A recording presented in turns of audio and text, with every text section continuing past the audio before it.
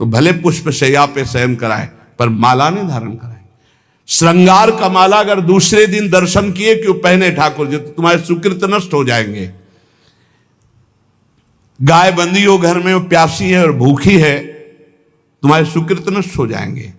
त्रिषिता गौर गृहे बद्धा, क्योंकि तुम्हारे पास है, सेवा करना चाहिए। यो वै गाम प्रतिसिद्ध्यंत चरंतिम च स्वतरणम नरहा तस्य पूर्वे च पितरः कंपन्ते पतनोन्मुखा। यदि गाय हरी हरी घास चर रही कहीं और तुमने डंडा ऊपर प्रहार किया और लाठी मारी तो तुम्हारे पितर खोपड़ी के बल नरक जाने के लिए तैयार हो गए, ये लिखा है। चरंतिम स्वम तृणम नरः तो तस्य पूर्वे च पितरः कंपन्ते पतनोन्मुखा। इसीलिए क्या भारत से कहीं किसी की तुलना हो सकती है, जहां गौ को माता की पदवी दी गई, जहां गौ को हम आराध्य देव के रूप में मानते हैं, आराधना करते हैं। गौ रक्षा, गौ सेवा, ये बहुत बड़ा इसमें छुपा हुआ है। स्वयं भगवान अवतरित होकर गौरक्ष, जब गाय के रूप में पृथ्वी रमाती तो भगवान का अवतार हुआ है।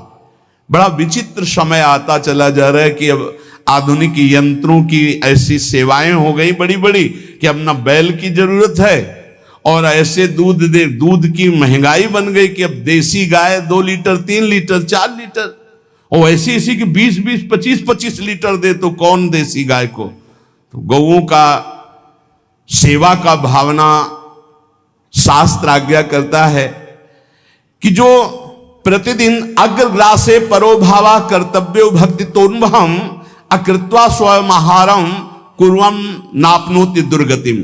जे ही तुम्हारे गृहस्थ में घरों में पहले होता था, अब तो भगवान जाने, जे ही पहली रोटी तवा में गई तो वो निकाल करके पक्की रखी जाती थी गौग्रास के लिए, पहला रसोई में। तो इसमें लिखा प्रतिदिन स्वभोजनम, पहले स्वयं भोजन न करके गाय के लिए ग्रास निकालना चाहिए। तो जिनके पास अर्थव्यवस्था जो गृहस्थ धर्म में है या जिनके पास अर्थ है, कुछ रोज 1 रुपया निकालो। हम कह रहे रोज निकालो तो महीने में 30 रुपया होते, 30 रुपया में एक गाय को हरी घास तो एक टाइम पवा ही सकते हो ना, बहुत नहीं है तो 1-1 रुपया निकाल के अगर एक गाय को चारा दोगे तो एक बार का भोजन तो हो ही सकता है। 30 रुपया में हरी घास जाकर के उसके दवा एक बार तो पवा दोगे ना। अग्रग्रासे परोभावा कर्तव्य भक्ति तोन्वहम, भक्ति पूर्वक गाय को 1 ग्रास भोजन में 1 रोटी तो निकालना चाहिए गाय के लिए, ऐसा शास्त्र आज्ञा कहता है। जो ऐसा करता है तो अकृत्वा स्वयमाहारम कुर्वन् नाप्नोति दुर्गतिम, अपने आहार से 1 रोटी निकालकर गाय को देता है और स्वयं 3 रोटी भले पाले 1 रोटी गाय को दे दी तो बोले उसकी दुर्गति नहीं होगी, अर्थात उसके अंदर भाव बढ़ता चला जाएगा वो भगवान की भक्ति में। और तेनाग्नयो हुता सम्यक पितरश्चापि तर्पिताः देवास्त पूजितास्तेन यो ददाति गवान्हिकम।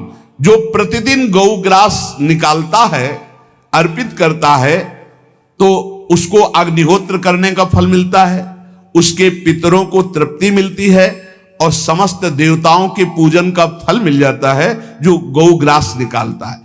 यो वै ताड्यते यष्ट्याधेनुम मर्त्यो विमूढ़धि।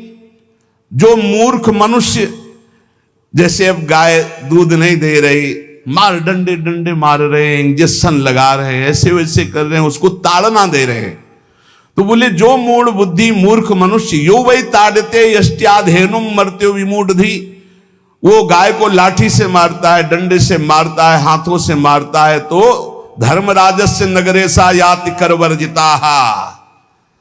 धर्मराज जी पहले अपने नरक में ले जा करके उसके कहते थोड़े थोड़े तिल तिल करके पहले इसके हाथ काटो, मरना है नहीं वहां, अब आराम आराम से थोड़े थोड़े पहले हाथ वर्जिताहा, इन्हीं हाथों से गाय को मारा था ना, तो ऐसे थोड़ा थोड़ा काटा जाता है उसके हाथ। कर वर्जिता हा, उसके दोनों हाथ काट करके थोड़े थोड़े। यो वै दंसान वार्यति तस्य पूर्वे कृतार्थ काहा नृत्यंत सवादिस्मास तरिष्यति भाग्यवान। जो गौ के शरीर को स्नान कराता है, गौ के शरीर को कीट आदि से, मच्छर आदि से रक्षा करता है, और खूब अच्छा अच्छा पदार्थ गौ को, केवल दूध के लोभ से नहीं, ये हम गौ सेवा की बात कर रहे हैं। ये कि नहीं वहां 10 लीटर दूध देती तो हाथ फेरो, जब दूध नहीं देती है तो चारा भी ठीक से नहीं दे रहे, और उसके ये स्वार्थी हो, गौ सेवा का बात नहीं। वो दूध का लोभी केवल व्यापार की बात करता है। गौ सेवा का तात्पर्य है गौ सेवा केवल, खूब बछड़े को पिला दिया प्रसाद रूप से, जो दूध मिला उसका अपने सेवन की, वो बात तो अलग है। अब बछड़े को तो जरा सा केवल पिन्हाने के लिए कर दिया और खूब सारा दूध लीटर में नाप करके जा रहा है, और उस समय तक तो खवाओ पियाओगे ही खूब अच्छे से। इसके बाद जब दूध देना बंद किया तो उसका आदर सत्कार खत्म, खोल के बाहर ऐसे वो प्लास्टिक खाते घूम रही है, तो ये गौ सेवा नहीं मानी जाएगी, वो स्वार्थ पूर्ति मानी जाएगी। जो सदैव गौ सेवा करता है, उसके डांस मच्छर हटाता है, स्नान कराता है, पीठ में हाथ फेरता है, उसके पूर्वज जो पितर होते हैं वो नाच पड़ते हैं, उनका मंगल होना शुरू हो जाता है कि हमारे वंश में गौ सेवक पैदा हुआ, बड़ा भाग्यवान है, और वो गौ के द्वारा हमें तार देगा, ऐसा भाव। गौ सेवा हमारे सनातन धर्म में बहुत बड़ा स्थान गौ सेवा का है। पर एक बात ध्यान रखें, इन सब सेवा का फल है भगवान के चिंतन में निरंतर वृत्ति डूब जाए।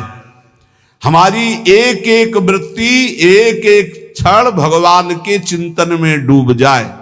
अगर नहीं तो हम आपको उत्तर दे रहे हैं, क्या महाराज नृग जैसा कोई गौ सेवक हुआ है दानी? भागवत में पढ़ लेना, करोड़ करोड़ गायों को, करोड़ों गौशालाएं थी, एक दो नहीं। इसलिए कह रहे हैं करोड़ों शब्द कि आप उसको कहीं ज्यादा ना समझें। पृथ्वी के कोई भूमि के कण गिन सकता है, बारिश की बूंदे गिन सकता है, लेकिन महाराज नृग की गौएं जितनी दान की गई वो गिनी नहीं जा सकती थी, ऐसा वर्णन आता है। अरबों अर्बुद गौओं की सब स्वर्ण से अभिषिक्त करके ब्राह्मणों को दान करना।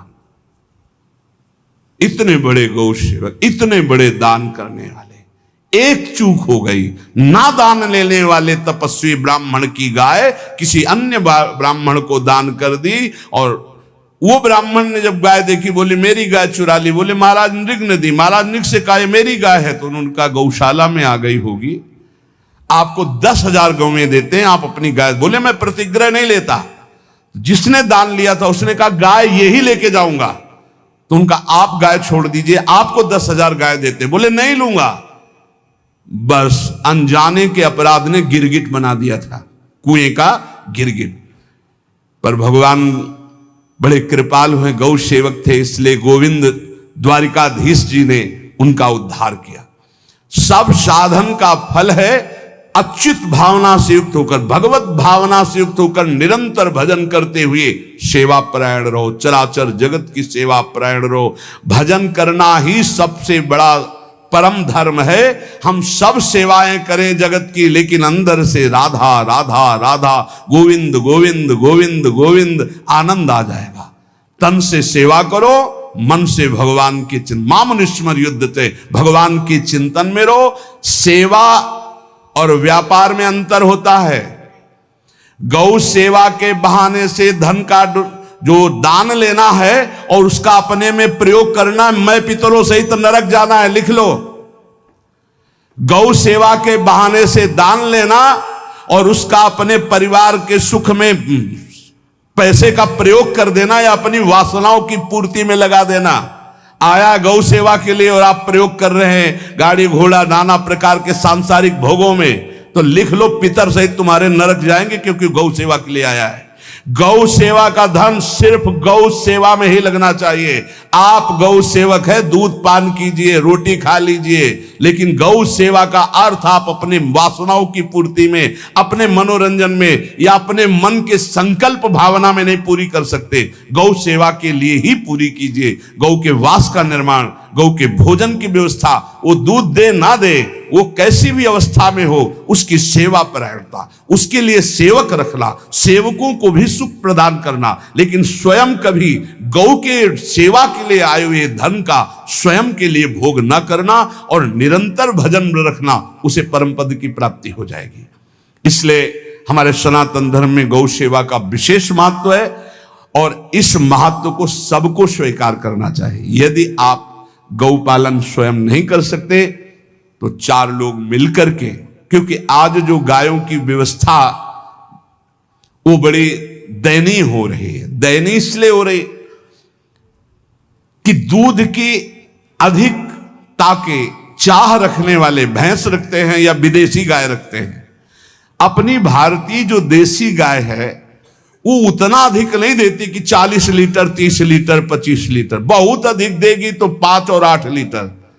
देसी शुद्ध गाय अपनी जो है वो 8-10 लीटर, बहुत जब व्यवस्था हो। नहीं तो अपने गांव में तो देखा है तो 2.5-3 लीटर से ज्यादा नहीं देंगे, 1.5 लीटर इधर 1.5 लीटर उधर, या बहुत हुआ तो 2 लीटर 2 लीटर, पर वो स्वर्णिम दूध होता है।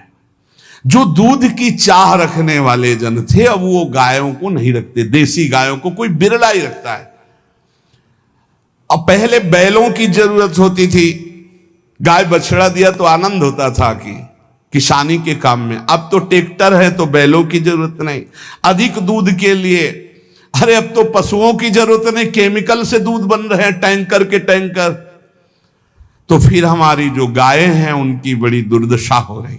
तो हमें चाहिए कि जो गृहस्थ जन हैं, धनी मानी जन हैं, या जिनके पास शरीर व्यवस्था, बौद्धिक स्तर, सेवा परायण, अर्थव्यवस्था, वो थोड़ा 4 गाय की व्यवस्था करके उनकी सेवा करें, क्योंकि हमारे सनातन धर्म का स्वरूप है जहां मां पदवी दी गई है गांव को, गौ माता कहा गया है। गौ में समस्त देवता विराजमान है। गौ का बहुत बड़ा महत्व वर्णन किया गया धर्म शास्त्रों में। यहां तक कि जब कोई ऋषि नाराज होता था तो आगे गाय करके जाया जाता था तो क्षमा हो जाती थी, गाय को देखते ही वो क्षमा कर देते थे। बहुत महिमा वर्णन की गई है गौ की। इसलिए जिसको भी अगर नहीं अर्थव्यवस्था है तो एक रोटी तो निकाल सकते हो ना। तुम्हारी रसोई में रोटी बने तो पहली रोटी निकाल लो और आसपास जहां गाय बंधी हो तो उसको दे आओ जाकर, तो कम से कम धर्म का पालन हो जाएगा, गौ सेवा बन जाएगी।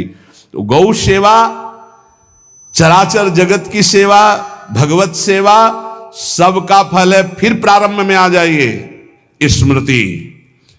योगी हो तो चित्त की वृत्ति का निरोध करके परमात्माकार, ज्ञानी है तो चित्त वृत्ति का लय करके स्वरूप स्थित, भक्त है तो एक एक वृत्ति सावई मन कृष्ण पदारविंदयो, भगवान के चरण में, भगवान के नाम में, भगवान के रूप में, भगवान की लीलाओं में। स्मृति अगर नहीं तो सब साधन अधूरा, और स्मृति तो हर साधन पूरा। इसलिए एक बार कमर कस लो, चाहे जगत की सेवा करो, चाहे जिस कार्य में लगे हो, तुम्हारी स्मृति प्रभु में लगी हो। स्मृति के बिना हम जीवन का कोई महत्व नहीं समझते।